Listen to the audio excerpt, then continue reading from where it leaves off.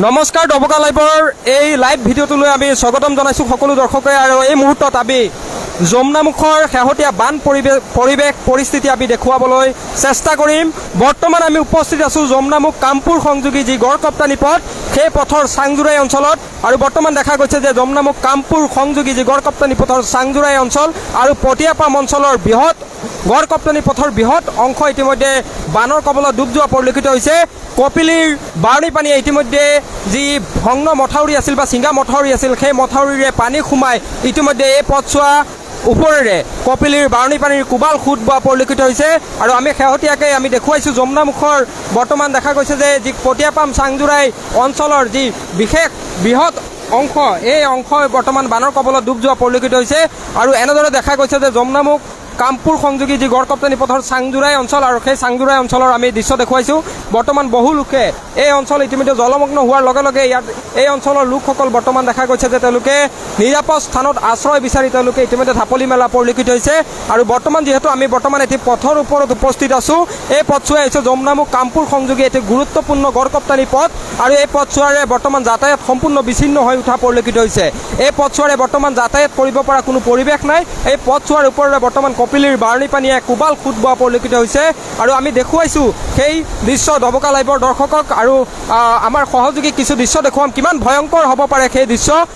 এই পথৰ ওপৰেদি হয়তো কোনো লোক যান বাহন চলাচল কৰাটো দূৰৰ কথা, কোনো লোক এই পথৰে বৰ্তমান চলাচল কৰিব পৰা পৰিৱেশ নাই। কাৰণ কপিলীৰ যি জলস্তৰ বৃদ্ধি পোৱাৰ লগে লগে যি ছিঙা মথাউৰি আছিল, এই অঞ্চলটোৰ প্ৰায় তিনিৰ পৰা চাৰিটা ঠাইত পূৰ্বৰ বানে ছিঙি নিয়া মথাউৰিৰে কপিলীৰ জলস্তৰ বৃদ্ধি পোৱাৰ লগে লগে এই তৃতীয়টো বানে বৰ্তমান প্লাবিত কৰিছে।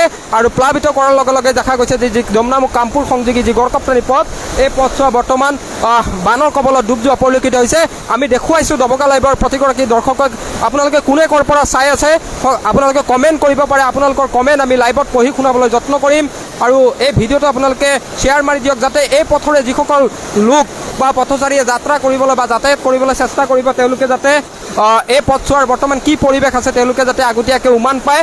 আৰু গতিকে সকলোকে আমি পুনৰবাৰ কৈছোঁ, যিহেতু কপিলীৰ জলস্তৰ বৃদ্ধি পাই আছে, এই যমুনামুখ বা কামপুৰ হোজাই অঞ্চলৰ বৃহৎ অংশ বা বহু অঞ্চল বানৰ কবলত ডুব যায় প্ৰত্যেক বেলিয়ে। কিন্তু এইবাৰো যিহেতু তাৰে অনুৰূপ দেখা গৈছে যে কপিলীৰ জলস্তৰ ইতিমধ্যে বৃদ্ধি পায়, বহু ঠাই হোজাই কামপুৰ যমুনামুখৰ বহু ঠাই ইতিমধ্যে জলমগ্ন হোৱা পৰিলক্ষিত হৈছে। আৰু বৰ্তমানে কপিলীৰ জলস্তৰ বৃদ্ধি পাই আছে, যিহেতু বহু অঞ্চল হয়তো নিশাটোৰ ভিতৰতে জলমগ্ন হৈ উঠিব, আৰু যাৰ কাৰণে বহু লোক বহু ধৰণৰ অসুবিধাৰ সন্মুখীন হ'ব।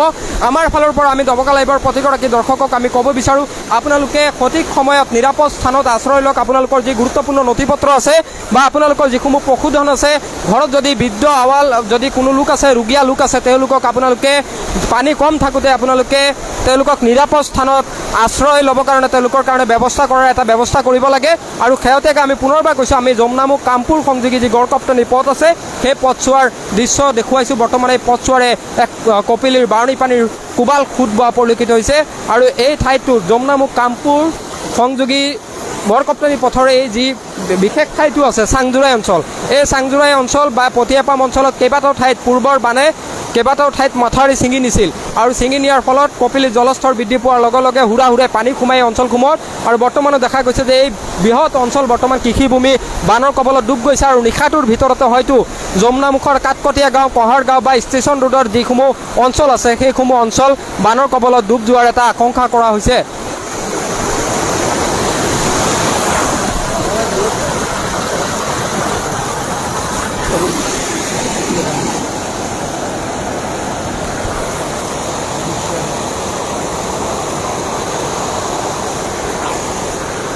আৰু আমি এই দৃশ্য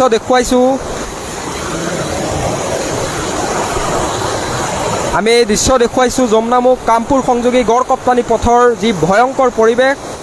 এই পৰিৱেশ ইতিমধ্যে এজন দৰ্শকে কমেণ্ট কৰিছে, ডবকাৰ পৰা চাই আছে আনোৱাৰ হুছেইনে, আপোনাক ধন্যবাদ জ্ঞাপন কৰিছোঁ।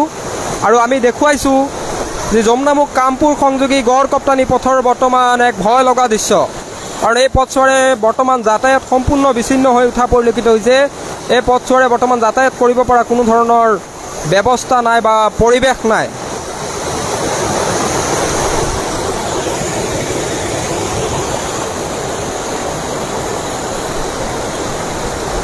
আৰু কিমান ভয়ংকৰ কোবাল সোঁত বৈছে সেয়া আপোনালোকে এই দৃশ্য দেখাৰ পাছত অনুমান কৰিব পাৰিব মফিদুল শ্বাহৰুখে কমেণ্ট কৰিছে ক'ত। আচলতে আমি যমুনামুখৰ পৰিৱেশ দেখুৱাইছোঁ, যমুনামুখৰ চাংজোৰাই অঞ্চলৰ, যমুনামুখ চাংজোৰাই বা পটিয়াপাম অঞ্চলৰ বৰ্তমান এই পৰিৱেশ দেখা গৈছে যে বৰ্তমান কপিলীৰ বাৰণৈ পানীয়ে এই অঞ্চলটো জলমগ্ন কৰি তোলা পৰিলক্ষিত হৈছে।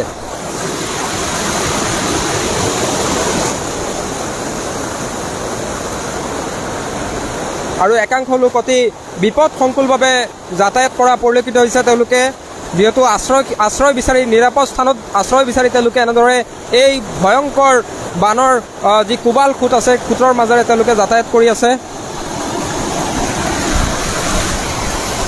আৰু এক প্ৰত্যাহ্বানমূলক এই পথেৰে কোবাল খুঁটেৰে একাংশ সংবাদকৰ্মীয়ে ইতিমধ্যে বাতৰি সংগ্ৰহ কৰিবৰ কাৰণে কাষতে থকা যিখন চাংজোৰাই গাঁও আছে গাঁওখনত গৈছিল।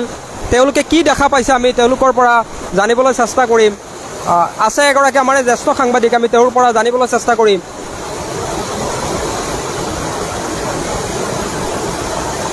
আপুনি যিহেতু ভিতৰত গৈছে, খুব ভয় লগা দৃশ্য, কিমান ভয়ংকৰ, কি অনুমান হয়, কি মানুহ একদম ভয়ংকৰভাৱে বৃদ্ধি পাবলৈ ধৰিছে। এই যমুনামুখৰ তৃতীয়বাৰৰ বাবে যি বানপানীৰ সন্মুখীন হ'বলৈ গৈ আছে, একদম তীব্ৰ গতিত বানপানী বৃদ্ধি পাইছে। গতিকে যমুনামুখবাসীক এটাই আহ্বান জনাইছোঁ যে আপোনালোকে ৰাতি অপেক্ষা নকৰিব। যিখিনি বানপানী কবলত পৰা আগৰ ৰাইজ আছিলে তেওঁলোকে আপোনালোকে নিৰাপদ স্থানলৈ যাওক। আপোনালোকৰ বয় বস্তু যিখিনি দৰকাৰী খাই সামগ্ৰী আছে সেইখিনি লৈ নিৰাপদ স্থানলৈ আপোনালোকে গমন কৰক। বানপানী কমাৰ পিছত আপোনালোক আহিব।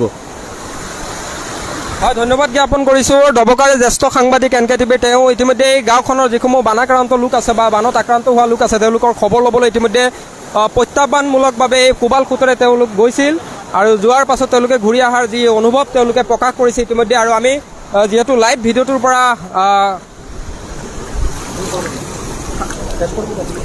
যিহেতু আমি লাইভৰ পৰা আমি বিদায় ল'ম, গতিকে প্ৰতিগৰাকী দৰ্শককে আমি ধন্যবাদ জ্ঞাপন কৰিছোঁ। আৰু শেষবাৰৰ বাবে কওঁ, নতুনকৈ যিসকল দৰ্শক সংযোগ স্থাপন কৰিছে তেওঁলোকক ক'ব বিচাৰোঁ, বৰ্তমান আমি যমুনামুখ কামপুৰ সংযোগী যি গড়কপ্তানি পথ আছে চাংজোৰাই পটিয়াপাম অঞ্চলত, আৰু সেই পটিয়াপাম অঞ্চলৰ পৰা আমি পোনপটীয়াকৈ এই সম্প্ৰচাৰ দেখুৱাইছোঁ।